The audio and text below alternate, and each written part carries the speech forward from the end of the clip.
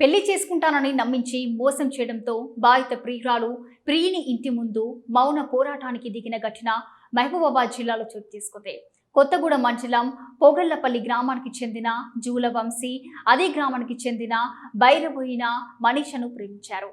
దీంతో గత 2 సంవత్సరాలుగా పెళ్లి చేసుకుంటానని నమ్మించి మోసం చేశారని బాధితురాలు వాపోయారు. దీంతో ప్రియుని ఇంటి ముందు మౌన పోరాటానికి దిగారు. విషయం తెలుసుకున్న పోలీసులు ఘటన స్థలానికి చేరుకొని న్యాయం జరిగేలా చూస్తామని హామీ ఇచ్చారు. నేను జూల వంశీ అనేటైనే రిలేషన్గానే మాట్లాడుకుంటున్నాం సార్. మాట్లాడుకోవడం వల్ల అట్లనే కంటిన్యూ అయినాం సార్. చాలా క్లోజ్గా ఏం కాలేదు సార్. వంశీ అనేటైనే మన బానో తీరన్న సర్పంచ్ అనేటైనే ఇనిగుర్తిలా వర్క్ చేసింది సార్. రోడ్ కాంట్రాక్ట్ పట్టింది సార్. వంశీ అనేటైనే అక్కడ ఆయన కింద సూపర్వైజర్గా వర్క్ చేసిండు సార్. మేమిద్దరం మాట్లాడుకుంటుంటే మాజీ సర్పంచ్ ఈరన్న విన్నాడు సార్. ఎవరురా ఫోన్ బాగా మాట్లాడుతున్నావు అని అంటే, నేను మనిషితో మాట్లాడుతున్నా అంటారు. నువ్వు మనిషితో మాట్లాడుతున్నావు కదరా, మనిషిని ఇక్కడ తీసుకొచ్చుకోరా, నా రూమ్లో ఉంచుకోరా, వండి పెడితేరా, ఊరికే హోటల్ పంటే ఏం తింటావురా, ఊరికే నన్ను పైసలు అని ఏం చంపుతున్నావురా అనేసి వంశీకి చెప్తే, వంశీ నన్ను ఈరన్న మనిషి నాకు ఈరన్న ఇట్లా చెప్పిండు, నువ్వు రావాలి రూమ్కి రా, లేకుంటే లేదు నీ మందే చచ్చిపోదా, లేకుంటే నీకోసం చేయి కోసుకున్నా అనేసి ఫొటోస్ వీడియోస్ తీసి నాకు వీడియో కాల్ చేసి చూపెట్టిండు. ఏడ్చిండు.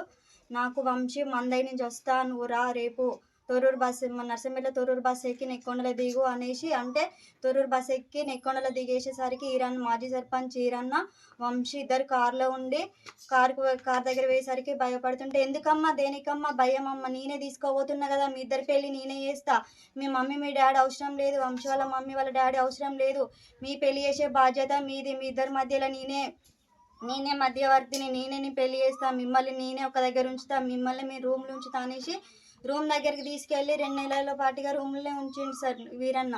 ఉంచితే ప్రెగ్నెన్సీ అయింది సార్. ప్రెగ్నెన్సీ అయింది, ఏం చేస్తావు ఎట్లా చేస్తావు, నేను మాత్రం ప్రెగ్నెన్సీ తీపించుకోను, నువ్వు నాకు కావాలి, నువ్వు నాకు ఏం చేస్తావు తెలియదు, పోలీస్ స్టేషన్కి పోయి కేసు పెడదాం, నేను మ్యారేజ్ చేసుకోను, ఇప్పుడు నేను స్టేషన్కి ఇప్పుడు వెళ్ళలేను, ఇప్పుడు నా దగ్గర డబ్బులు లేవు అనేసి వీరన్నను వంశీ బలమిటికి చేసి నా ప్రెగ్నెన్సీ 3 months ప్రెగ్నెన్సీ ట్యాబ్లెట్లు వేసాను కాబట్టి నన్ను ట్యాబ్లెట్లు వేసి నా ప్రెగ్నెన్సీ ఓడగొట్టింది సార్.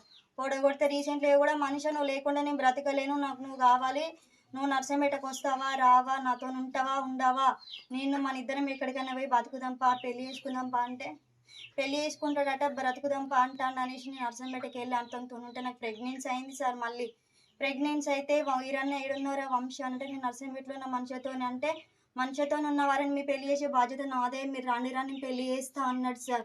అనే లోపే వంశీని మళ్ళీ ఈరన్న ఏమనుకున్నారో తెలియదు సార్. అనుకున్నారు ప్రెగ్నెన్సీ, మళ్ళీ వాళ్ళిద్దరే నాకు పాలలో టాబ్లెట్లు వేసి పాలు బలమీటికి తాపించింది సార్ నర్సంపేటలో. వంశీ ఎట్లా పడితే అట్లనే కొట్టింది సార్. ఇప్పుడు నాకు అన్యాయం చేసింది సార్. పెళ్లి చేసుకుంటా అని 2 సార్లు ప్రెగ్నెన్సీ ఓడగొట్టింది సార్. నాకు అన్యాయం చేసింది సార్, మోసం చేసింది సార్. ఇప్పుడు ఏం చేస్తారో తెలియదు. నాకు మాత్రం వంశీ కావాలి సార్. నేను వంశీ లేకుండా నేను బ్రతకలేను, మందై చత్తా వీళ్ళింటికాన్ని, నాకు వంశీతో పెళ్లి కావాలి, వంశీ లేకుండా నేను బ్రతకలేను, మందై వీళ్ళింటికన్నే చత్తా వంశీ పేరు